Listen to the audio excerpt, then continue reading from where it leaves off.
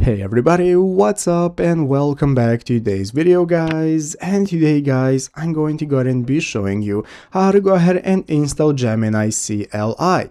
This is a very simple thing to do, so make sure to watch this quick and easy video till the very end, follow my steps correctly so you can make sure that this works the same for you and you can do this yourself. But yeah guys, let's get straight into it.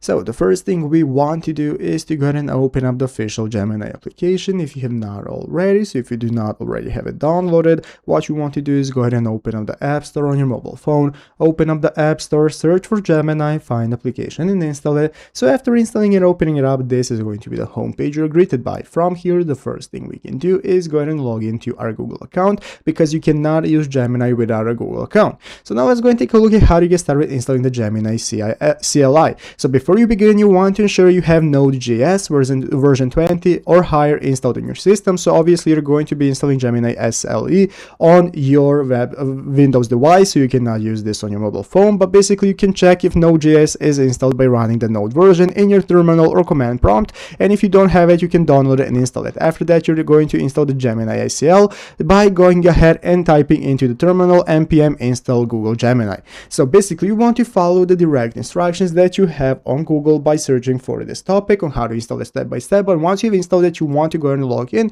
to the same account you're using on your mobile device and make sure to use the API key that you have gotten from Google for your project. But basically that is how to get started. So I hope this video was helpful. If it was, make sure to leave a like, subscribe to the channel. Thanks for watching, take care and bye.